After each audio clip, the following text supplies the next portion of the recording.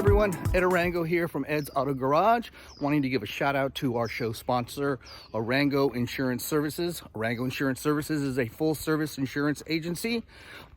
We do home, auto, commercial, and any specialty. We specialize in the automotive space. So if you are a restoration shop, an OEM shop, a componentry manufacturer, we're able to insure you. It's a great time right now to have your policy reviewed, see if we can save you money, make sure you are properly insured, and at least evaluate your policy. See if you're in the right spot. So give us a shout out at Arango Insurance Services.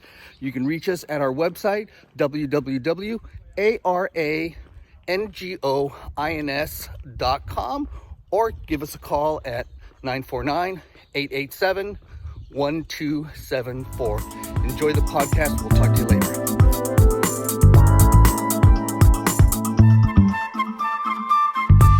Hello, everyone. Welcome to another episode of Ed's Auto Garage. This is Ed Arango, coming to you live from my garage here in Huntington Beach, California. We are just a few days away from Christmas, and when this airs, it'll be after Christmas. So wish everybody had a wonderful holiday season and happy New Year's to everyone. So today I have a special guest on from the racing world. I'm not the most profound knowledge guy on racing and what have you, but just enough to get myself in trouble. Today I have a gentleman by the name of Jeff Kline. Jeff raced for, I guess, a number of years in the IMSA world of racing, and 24 Hours of Le Mans, and a number of other types of racing venues. Welcome, Jeff, to the show. I appreciate you being here with me. It's my pleasure, Ed, and happy Christmas holidays to everybody out there. Thank you.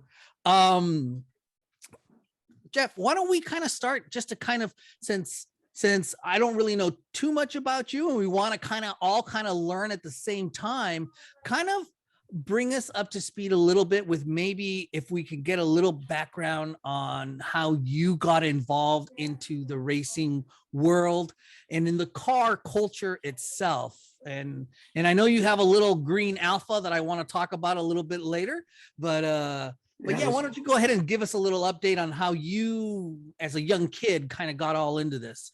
Well, I mean, it's your typical kid thing. My parents sent me away to Valley Forge Military Academy for high school, and it was one of those things where they said, if you don't behave, we're gonna send you away to military school. And it really happened. And they did, yeah. And it's funny how I was 13, 14 years old, and you're pretty impressionable. And one of the guys who was my roommate's father had a Jaguar, and he used to talk about Jaguar all the time. And I was too stupid at the time to know that, that era of Jaguar probably wasn't the coolest car in the world, but it was to us. And then my other roommate, surprisingly, lived in the same town at the time as Roger Penske, when Penske was just starting out and he was working for Alcoa Aluminum.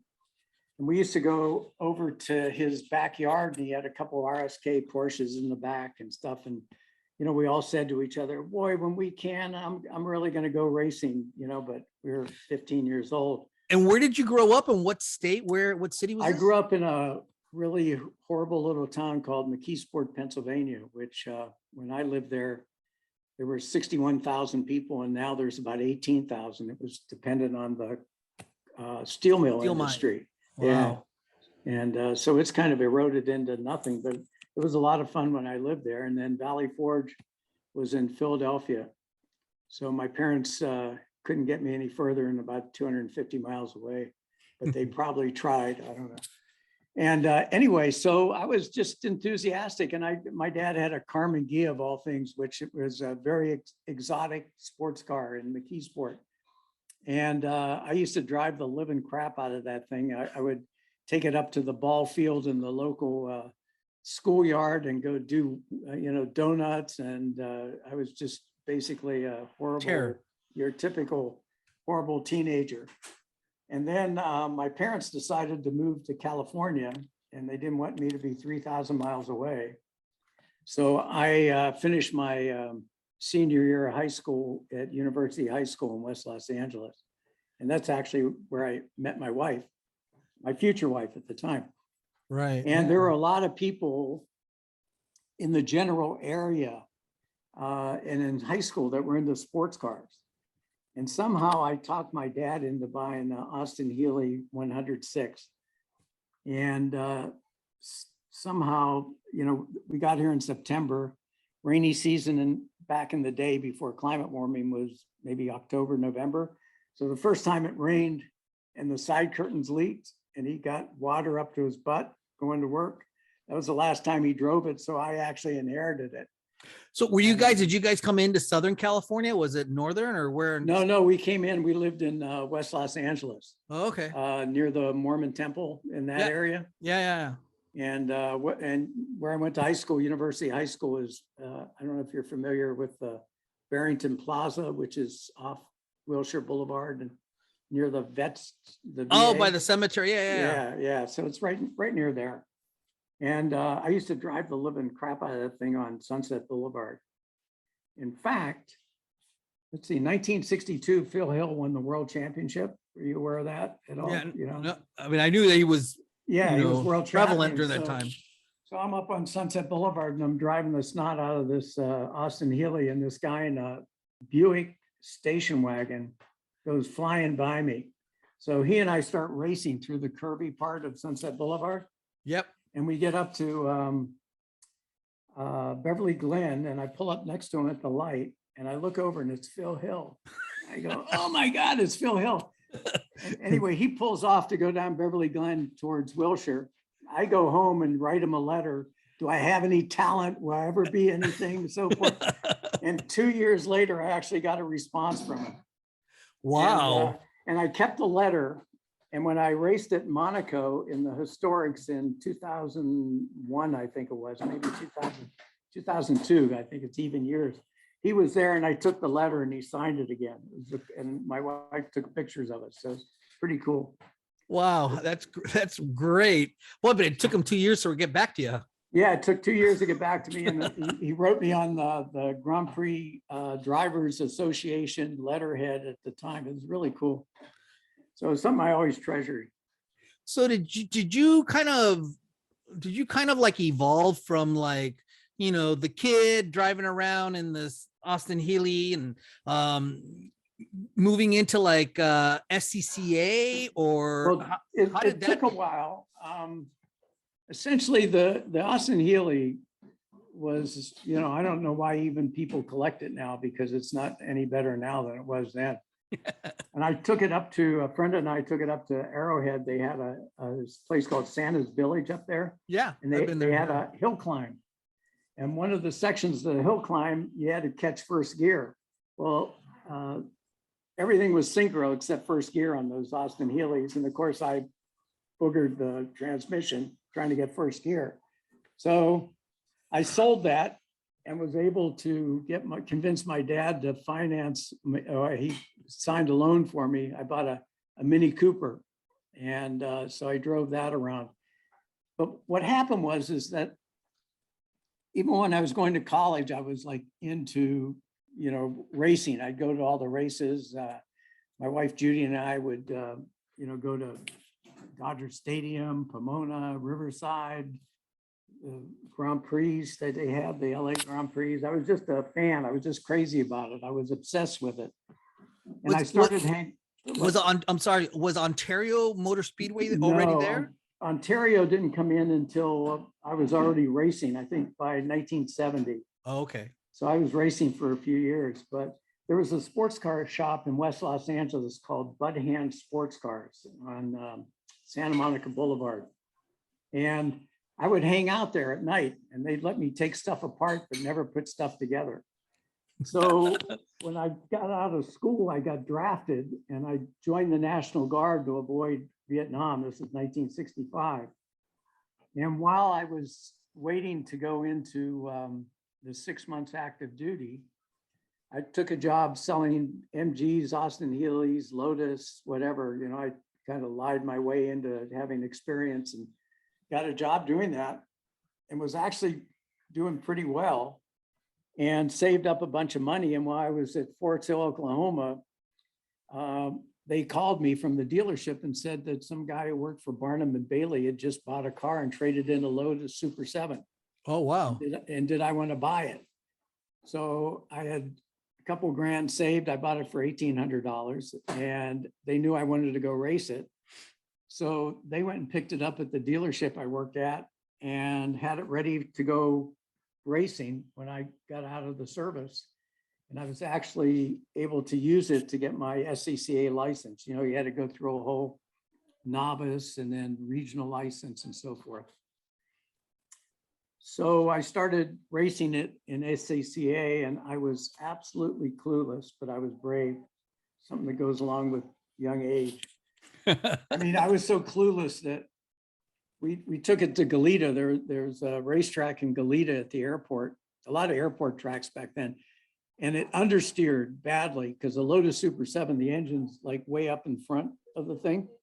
So we put big fat tires on the front wheels and skinnier ones on the back. On the back. Rather than doing anything else. That was our fine tuning. So anyway, in 1966, the end of 66, I was going to get married. So we didn't have any money. So the Lotus Super 7 had to go. Oh, so I sold it to a guy. And as luck would have it, a guy who was a customer of Bud Hand Sports Cars had a pumped up TR4 and he was on the freeway and it caught fire. And so he bought it back from the insurance company and donated it and we made it into a race car. So I had my first race car and the guy, Lauren Enixon, was instrumental in my next 5 or 6 years in racing. So we basically, at that time, I was racing SCCA national races and we raced against the Triumph Factory team and Joe Huffaker's team. And these might be all like names you don't recognize, but they were like big time players in the club racing at the time. So at the end of 68, this guy, Lauren, said, and he was kind of supporting the thing because I was working for Bristol Myers as running a venture marketing group, but I didn't really make enough money to, you know, to go racing besides living. Mm-hmm. And anyway, Lauren decided that maybe we should expand this enterprise and he didn't want to pay for it. And he was like in his mid 30s, really old at the time to me. But he was successful. He had one of the early computer companies that studied random vibrations for the car companies. You know, so if there was like a Chevy that was making noise somewhere, he had the facilities to analyze it. So he was a pretty successful guy. Interesting. Yeah, so he said, well, let's go racing. And he got 20 of his buddies together who were equally as successful. And they all contributed from anywhere from $1,000 to $2,000 to come up with about $25,000, $30,000, which in today's dollars is about $200,000. So it wasn't a small amount. Right. And they bought a brand new Alfa GTA Junior Auto Delta car from Alfa Romeo, fully prepared for racing.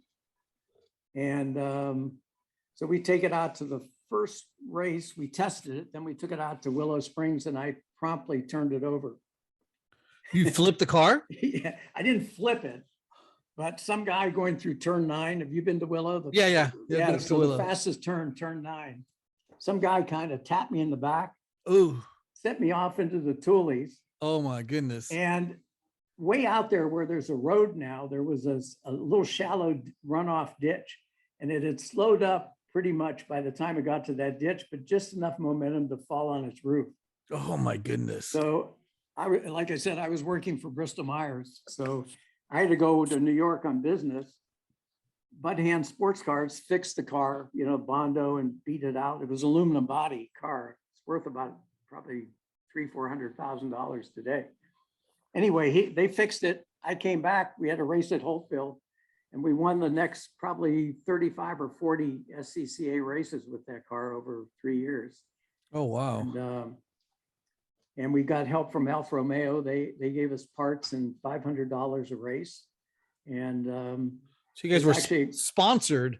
Yeah, it was like a factory sponsored deal. But apparently, I'm learning now that there were like only 13 factory prepared Alfa Romeo GTAs in the US juniors. And so it was turns out it's a pretty unique, if you kind of search the Alpha BB, which I'm sure you're on, you do a search and put in Kline GTA, it comes up with all the history of it. Well, and just a little aside, after I was done with the GTA, they got me a Formula Ford, the same group of guys, but they sold the GTA to a guy named Hal Roran in Portland, who kept it for a while and sold it to a guy named Stu Fisher. Stu Fisher is the guy I bought the green Alpha that I met that you I saw. at the car show. Yeah. Oh man, kind of a weird circle. Yeah. Big circle going around. I think I may be wrong, but I mean, I was last year I was over at Manuel's. Well, no, at Santos. Oh, okay. And Anthony there, I think the son, I think he was preparing a GTA in there for racing. I don't know if there's a guy, Manny Manassian, who is kind of big in the Alpha circles. And he owns my old car now. It's out in San Fernando at his shop. It may have been at Santos at the time. Oh. Manny's got it, and he still has my name on it, and it's still painted similar to what it was. So it kept the same livery and everything with it? Yeah. Apparently, the time I had it, it was the most successful. Although I won 3 SCCA national, like Southern California national titles. But when we took it to Daytona for the SCCA runoffs, are you familiar with the year-end runoffs? We took it to Daytona for the runoffs, and we couldn't figure out why the thing, I qualified, I think 12th, and we couldn't figure out why the thing was so slow. And one of the investors, I'd call him, one of the partners, he said, "Did you ever check to see if the throttle was open all the way?" And we go, "Oh yeah, that never happens." They checked it and it was only opening halfway. So the next day in the warm-up, I had the fastest lap of the week by 3 seconds. Went from 12th to 1st on the first lap, got hit by the guy who won the race, Harry Theodore Acropolis. I ended up last on the first lap, and I ended up 3rd to win, third overall. So I never did win a national championship. And I led the 1970 runoffs start to finish, and 200 yards before the finish, the engine conked out, the distributor, Italian Electronics. Anyway, I know it gets a little laborious because unfortunately I remember detail. So just stop me. No, not at all. This is great. So, I mean, the engine in that junior, was that a 1600? No, the junior had a 1300 twin plug, short stroke, 1300 cc engine, just under 1300 cc. With 2 Webers?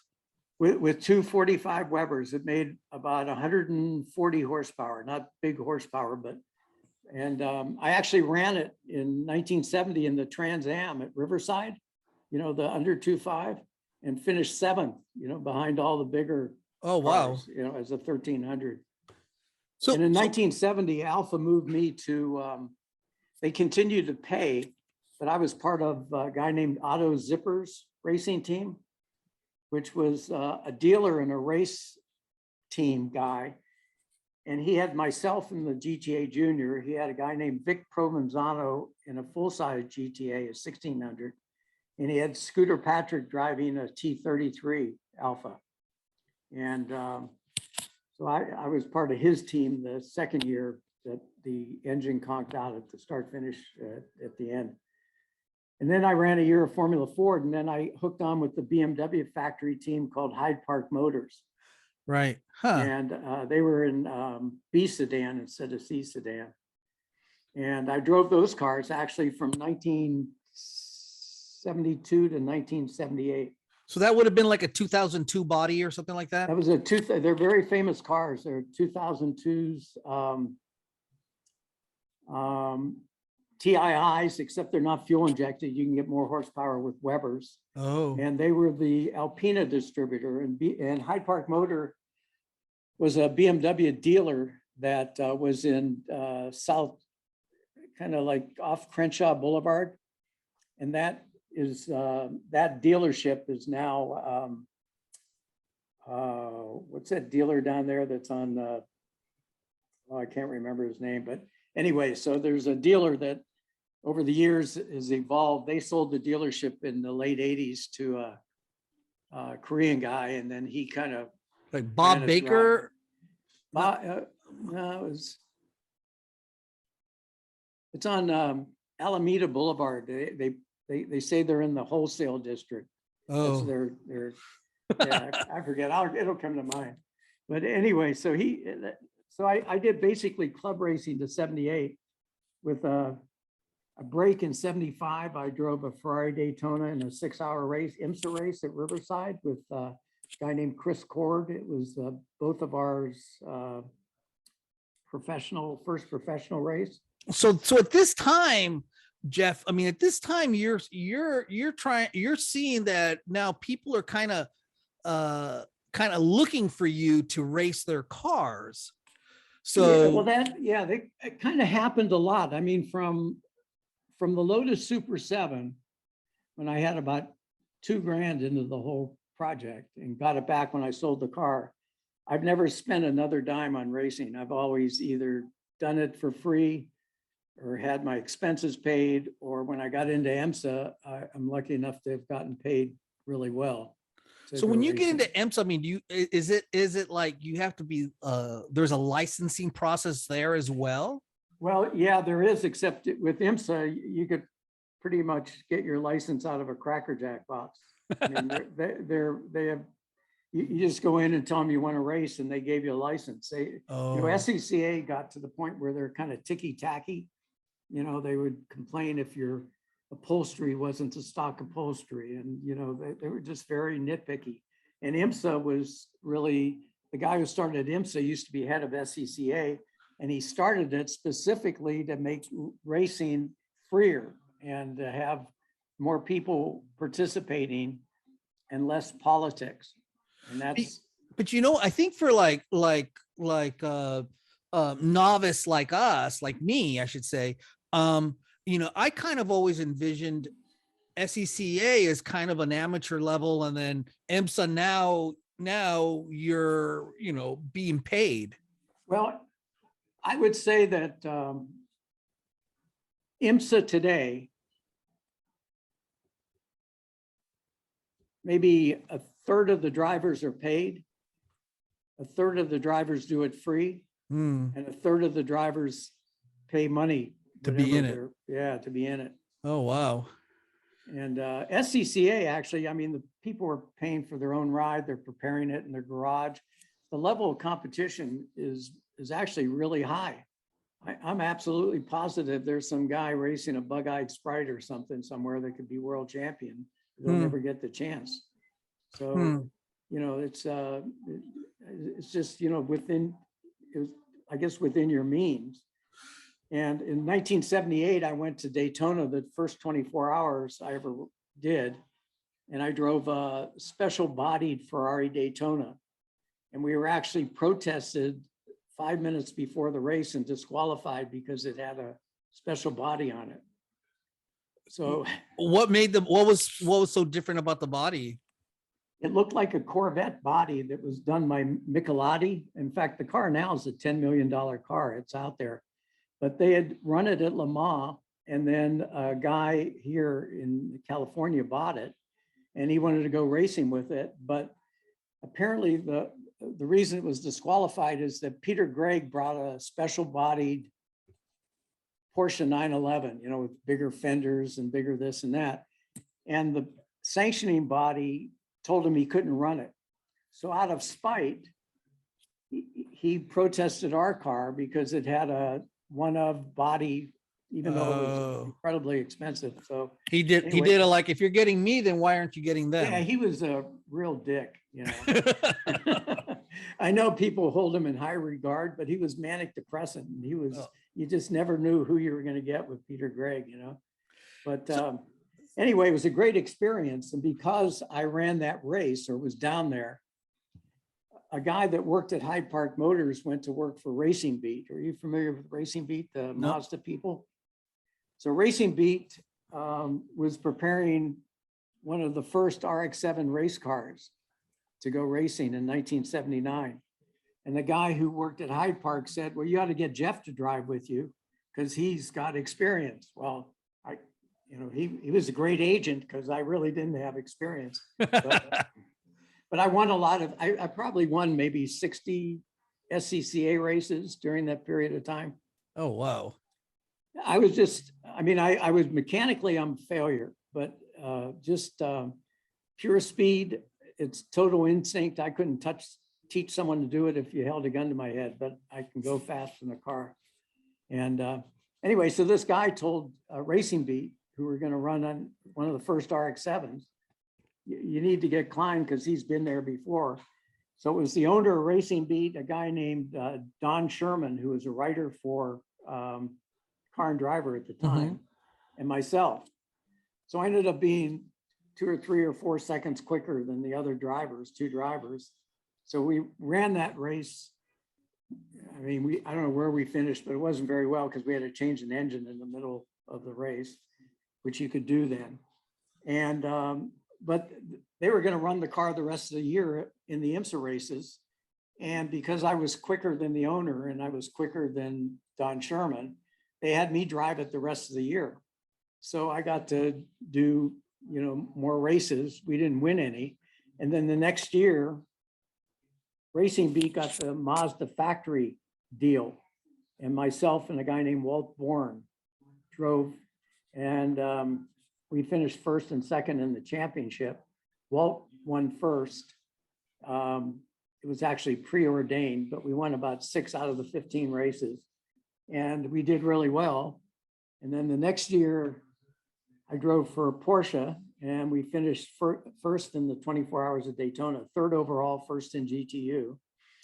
Now, are you getting paid at this time? Are you, because it sounds like you're doing a lot of racing. I got paid with Racing Beat. Okay. And got my expenses paid. And then with Porsche, I got paid a little bit of money and my expenses. And then at the end of 81, when I'd done the year with Porsche, Mazda had me back and they had me on a retainer or whatever you call it, a personal services contract. So they would pay me to be with different teams that they were supporting. And I did that until 1985 was my last year with Mazda, and I was driving, they called it a GTP light car. By that time, and Malibu Grand Prix was the sponsor. So we had a GTU car and a Camel light car. And by that time, I think I had won 12 or 13 IMSA races. And by the time I was done with IMSA, I had won 19 IMSA races. Well, so you guys were traveling around the country with this. Yeah, and I had a real job at the same time. Oh my goodness, man. Yeah, I was regional vice president for what's now Glasgow Smith Kline. And I had 80 people reporting to me. And you're like, hang on, I'll talk to you in a little while. No, you know, they were pretty accommodating. It was really nice, but it was one of those things where I would be at a race. I'd fly home Sunday night. Monday, I'd be in the office. I'd fly out Monday night and then come back Thursday, go to a race, 15 races a year or so. You had to be young to do it, but I did it. Wow. Jeez. Then at 86, I hooked up with a guy named Don Bell, who had a Camel light car, a GTP light car. And then he became then we kind of morphed into the Spice factory team in GTP Light.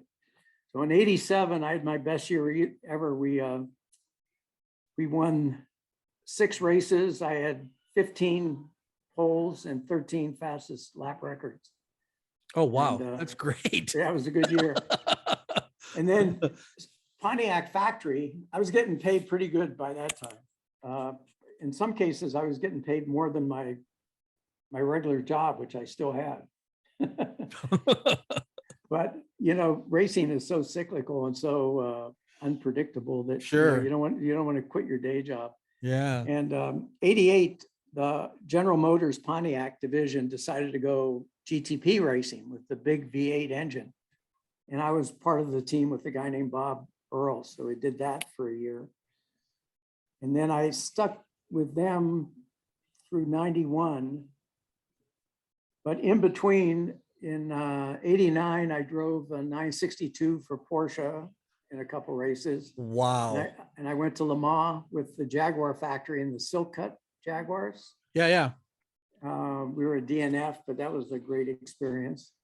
And then around '92, at the end of '92, I was already 47 years old. I've been doing this since I was 20. And anyway, I decided that maybe it was time to quit, you know. And I basically did one more 24-hour in 2002. But after '92, I just did vintage racing, and I've gone all over the world. I've done Goodwood, I've gone to Monaco, I've gone to Spa, I've done races all over the US. I've probably driven 70 or 80 vintage cars since 1993. And I get paid for that too. And you get paid for that as well. Yeah. Holy moly. Well, I've driven some multi-million-dollar cars, you know, I mean, cars that are worth $5-6 million. Oh my goodness. Well, I mean, since, you know, as far back as I can remember living here, you know, it's a pilgrimage for me and my family and my kids to go up to Monterey, right? To go watch the historics. You know, it always lands on my anniversary, which congratulations, today is your anniversary. So yeah, congratulations 55 to you, years. 55 years. Says But more yeah, about my wife than it does about me. But you know, August 12th is ours, and that's always, you know, Monterey week. So, you know, I've done Monterey many times. I mean, the one really time that comes to mind is I drove a 1937 Alfa Romeo. It's called a 12C37, which is a Formula One car from 1937. oh And wow. It's got a 4.5-liter twin supercharged V12. Runs on alcohol. So that would have been still like during the era when Enzo Ferrari was driving for Alfa. I think he didn't drive for Alfa, but I think he was the guy who was running the race team then. Yeah, running the race team at that time. Yeah. A guy named Achille Varza was the primary driver back in the day. And I mean, we turned laps at Laguna Seca around 1:40 in a car with 19-inch wheels, drum brakes, an upside down gearbox. And you're sitting so far up off the ground too. I know. And we go up over that straight under the bridge and at about 140 miles an hour, 150. And every time I did it, I thought to myself, you are freaking out of your mind. This is crazy. But I drove that car at Monaco too, and went through the tunnel about 160 miles an hour and thought I had to be insane. Holy moly, man. It was fun. So you've had this success with historic racing since you basically retired from IMSA type racing. Yeah. You know, did at any time prior to doing historics, did you race in Europe at all? No, in fact, I was pretty domesticated. I didn't have the money or the opportunity. And the only time I went to Europe while I was a professional was to race at Le Mans. And how many of those did you do? How many Le Mans I just races? did one with Jaguar in 1989. In 89. And it was the last year before they put chicanes in on the straight. So we were doing roughly somewhere between 248 and 252 miles an hour down the Mulsanne straight. Oh my goodness, man. That's what I say. Oh my goodness. Holy moly. Yeah, it was fast. And it was some interesting quirks because you were going so fast that when you went through the Mulsanne kink flat, and you had about another 3/4 or a mile to go before the right-hander. I'm bad on the names of turns, but it's a slow right-hander. I think it's called Arnage, but I could be wrong. But you had to ride the brakes for a 1/4 mile, just slightly to get some heat on them. Otherwise, they wouldn't stop. Oh, You know, if you waited the last minute and just pounded the brakes, you didn't have enough heat. So you had to take your left foot and just kind of drag the brake a little bit to get some heat in the brakes so you could stop. holy moly. Yeah. Jeez And Louise. normally those cars run about, a GTP car runs about 7,000 pounds of downforce. And they had the thing trimmed out at Le Mans, so it only made 2,000 pounds of downforce. So it was actually a very difficult car to drive. But anyway, it was great fun. And I was on the team with a guy named Price Cobb, who won the next year, and Patrick Tombay, you know, a lot of guys that had run Formula. Yeah, John yeah. Lammers, you know, so it was an interesting opportunity for me. Johnny Dumfries, who's, you know, famous. Anyway, so it was kind of a cool situation. We were there for a week, and Price Cobb and I, Price Cobb raced for Jaguar and he won Le Mans the next year. He's from Austin, Texas now. I just saw him a couple months ago, but we had a fun time entertaining each other because these guys were pretty serious and they think Americans are, you know, kind of, I don't know, we don't take anything seriously, but we act like we don't, but we do, you know. So, but it was fun. It was So a when great you experience. When you find yourself in a situation like that, I mean, do you ever kind of like think to yourself, like, man, look what I'm doing, look where I am? Yeah, I didn't mention this, but my wife's a psychotherapist. Oh, And I'm very familiar with the imposter syndrome. You know? Yeah. I mean, I didn't do any of this stuff without absolutely appreciating the situation I was in. yeah. If I had to finance it myself, you know, I could either live my life out in luxury or I go one race, you know, just one race. So, I mean, there's no way I could have afforded to do this. And I was just so fortunate that from year one, I had people who helped me and supported me and, you know, pushed me and took care of me. And you know, I appreciate it. I mean, you don't look at one of these things and say I was entitled to it because I wasn't. Right. You know, I'm sure there are people out there that are just as quick or quicker than I am. It's just happens that I made sure I was a fun guy to be around, you know. What if you were to if you know, you look back in retrospect and if you were to give a piece of advice to a young guy or girl that is interested in the racing and getting involved in racing and really doesn't know where to go or what to do, or, you know, but all they know is they want to get behind the wheel, be it their own car or with somebody else. What would you, what advice would you give someone like that? Well, I think in some ways it's like trying to be a movie star, you know, and you get people who, you know, work in restaurants and they plug away, and some people have talent, some people have luck, and some people see an opportunity and make the most of it. So I guess the first advice I would give them is don't even think about it. It's, you know, 100 to 1 shot.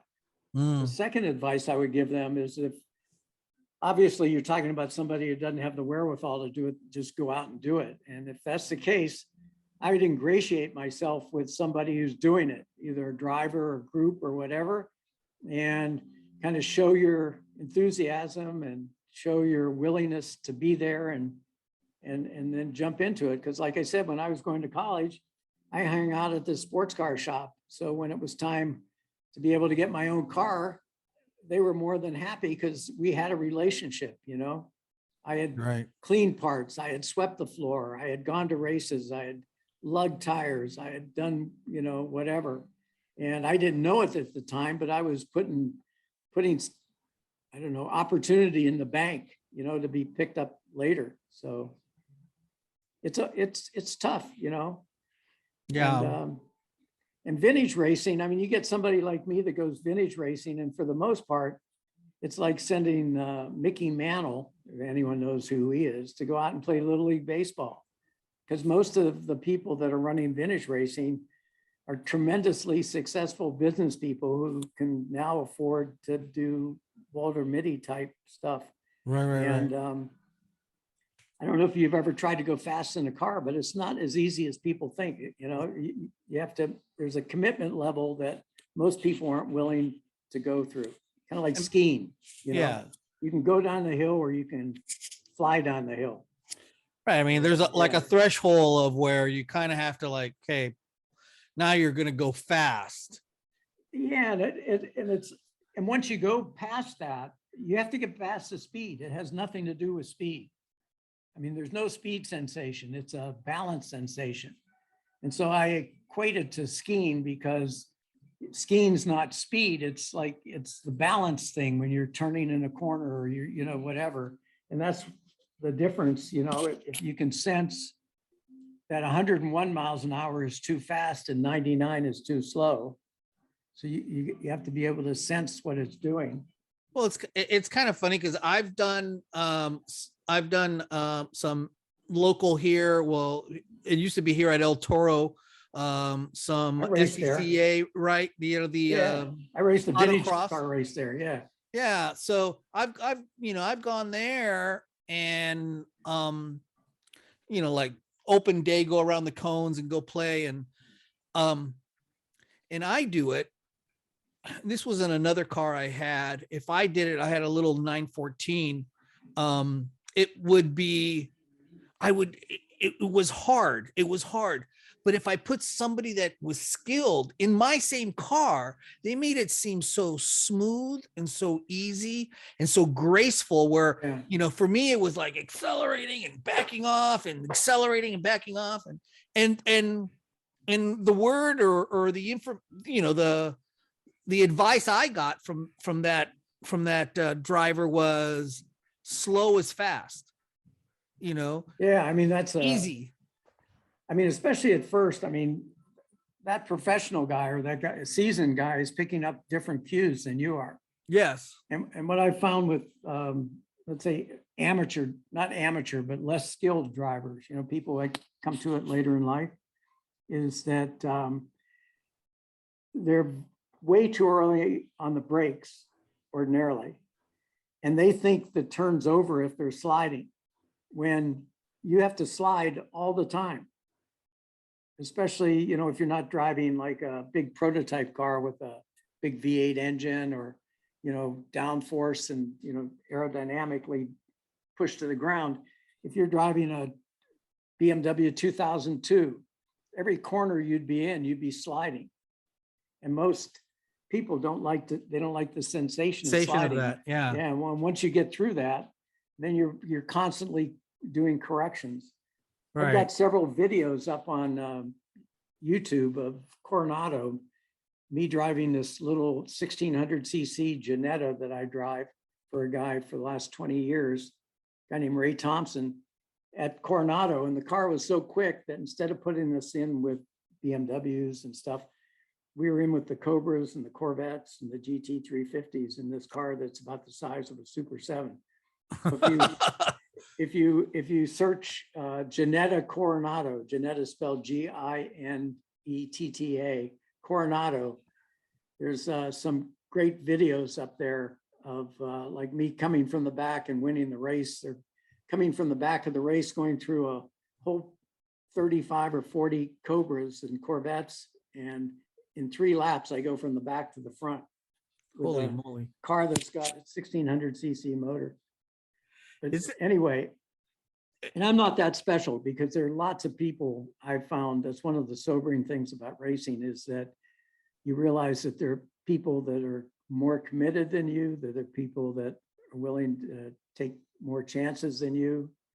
And you just have to be comfortable with it. You know, I've never had anyone that's like seconds faster than I, and I've driven with, and I've never had anyone that's a second faster than I, but I have had people that'll be a tenth or two faster than I, and I have to admit to myself that that guy's quicker than I. One guy in particular is a guy named Joe Vardy, who is just an incredible driver. He runs a race team now, but he, you know, we co-drove, but he was always just that little bit quicker, you know? So, you know, you just, you know, I'm not Lewis Hamilton. So, are you still right now vintage driving? I mean, do you have something coming up in the vintage world for you? Well, the last vintage race I did was 2018, just before the plague. Yeah, the plague. 2019 was, and 20 are pretty well, you know, 2000, the end of 19, yeah, whatever. Seems like forever, and it seems like a few months ago.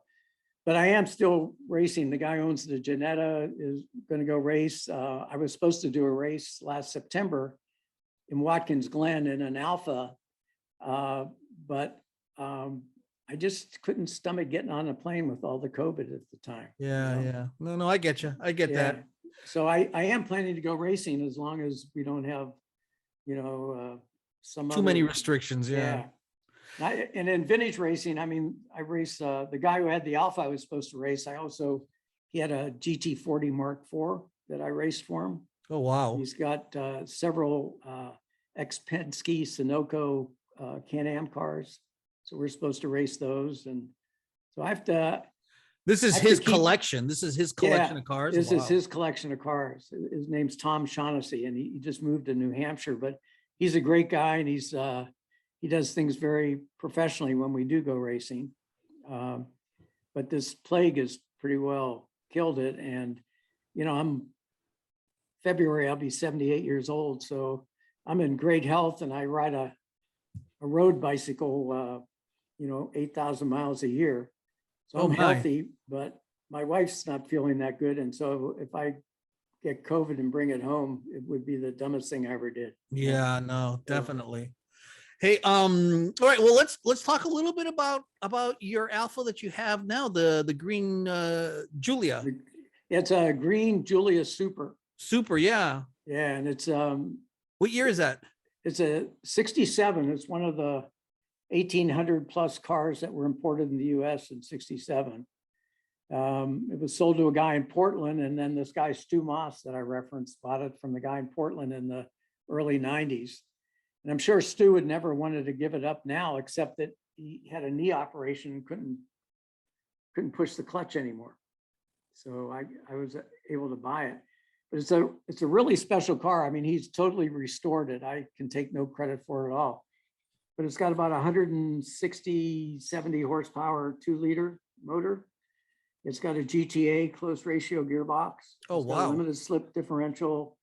It's got all alcoholic suspension.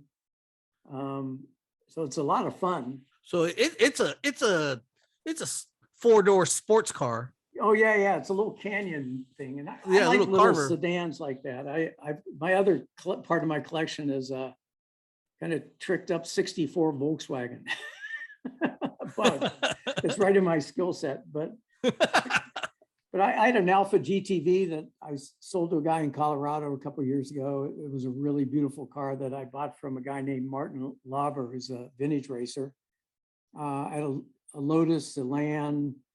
I had a BMW 2002 Ti. I had 20 Porsches. Oh my. I've had 10 M3s, including 5 E30 M3s. So it's just I'm not rich enough to keep them and add something to it. So normally if there's something else that I really like, I need to sell this thing I've got. So when you compare the driving experience of like the Porsches and the Alfas, and even the Elan, do you feel that those cars are totally different in when you're in the canyon driving them? Do you feel a similarity, or do you, or how do you kind of? Yeah, the Elan was a total piece of crap. I mean, that was Really? probably the only vintage car I've ever bought that I didn't make a profit or break even on. I actually lost money and was the happiest man in the world when it left. In fact, the guy who bought it in New Jersey got a hold of me about 6 months later and said, "This car is the biggest piece of crap." And I said, "Well, at least you didn't lose money on it. If you drove it for a half hour, you literally had to work on it for a month. You know, I mean, it was just horribly put together." But the Porsches, I mean, I've had 930 Porsches. I've had two 911Ss, 73 911Ss, which are pretty special cars. Exactly. Yeah. And they're pretty much like an Alfa. I mean, the later Porsches are, you know, they've gotten kind of big and cumbersome. The thing I like about the Alfas is they're lightweight, and, you know, they had a high revving engine, and, you know, they're just, you know, it's Italian. Of course, you know, you get in it sometimes and the lights don't work for some reason, you know, but you don't know why. Yeah. You don't know why. And no one else ever finds out because they just come back on for no reason. Yeah. Then it's back business as usual. Yeah. Yeah. I mean, it's kind of funny because I'm not a huge, I haven't had a bunch of really exotic, nice cars or anything like that ever in my life, you know, but the few cars that I have had, I've had a couple of Alfas, and I just seem to always be drawn to the car, to the Alfa. Yeah. It calls to me in the sense of how it feels, how it makes me feel, how I feel when I'm shifting, from second to third, from third to fourth. And you know, and if I talk to buddies of mine or friends that don't, they think of it as like, oh, it's an Alfa, a piece of crap. You're just waiting for it's going to break down on you. I don't think it's, I think some people have that, but I don't think that's true. I agree. I don't think so. It's true. I mean, you can look at a GTV, which the first ones came out, I think, in the early 60s, maybe even late 50s. And it's still a gorgeous car. I mean, that body on that car is timeless. You know, it's just really beautiful. And your Spider that you have behind you, it's just the same thing, you know? Yeah. It's just, and what I like about Alfas is you get in and the dash in front of you looks like a driver's dash. You have those two big gauges, you know, and all that stuff. And it's so cool. And I even bought an Alfa Stelvio that I've had for 2 years now, and I've got 5,000 miles on it. But, you know, I love that car. And some people poo-poo them, but I mean, I think I've had probably 10 X5s before I bought this car, BMW X5. Yeah.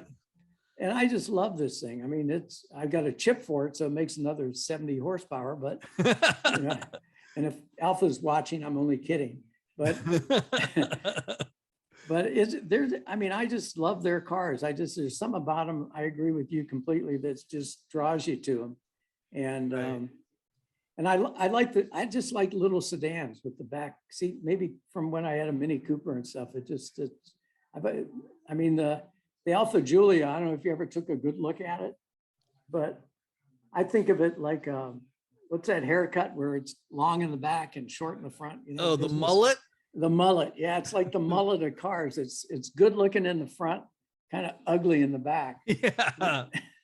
But it just looks right. And I just love looking at those old pictures from racing in the 60s when they race these cars. And they're so cool looking. Well, and the nice thing is that like 90% of the mechanical pieces in my car would fit in your car.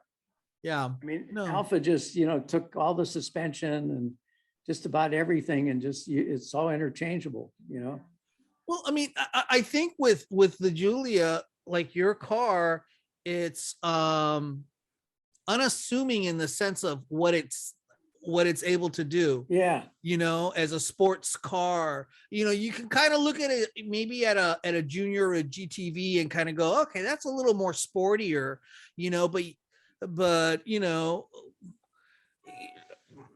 I'll show your car to somebody that's not really an Alfa person or something, and they'll and you tell them, oh yeah, that thing's badass. That thing will run circles around you know, a canyon like you wouldn't believe. And they're like, that thing, you know, because it is kind of, you know, kind of boxy and kind of squarey, but Oh, it is. it's a beautiful car at the same time. If you look at the owner's manual in it, it's really funny because it shows you how you can manipulate the seats to sleep in it. So it's basically the traveling salesman car, Really? you know, and they only imported 1,800 to the US, and they made about 800,000 worldwide during the production run. So there are a lot of them out there. So now I don't know if you're going to know the answer to this or not, but in Ron Howard's movie Rush, the Niki Lauda character had a little Alfa. Oh, I have to go back and look. No, yeah. Oh, I was wondering. I didn't know if it was the Giulia, or didn't they also make a bigger sedan? Also, well, starting in might have been 69. They had one called the Berlina. Berlina, that's what I'm thinking of. Which, is a little bigger car, but they continue to produce these in Europe, and they brought them to the US. And they're kind of boxier. They're smoothed off, but because of their size. But the Giulia, for some reason, has a real cult following. Yeah. Like, I mean, you know, it's kind of weird. I kind of came at it late because I was riding my bicycle up from the beach, and my buddy was in his driveway on the other side of the mountain here.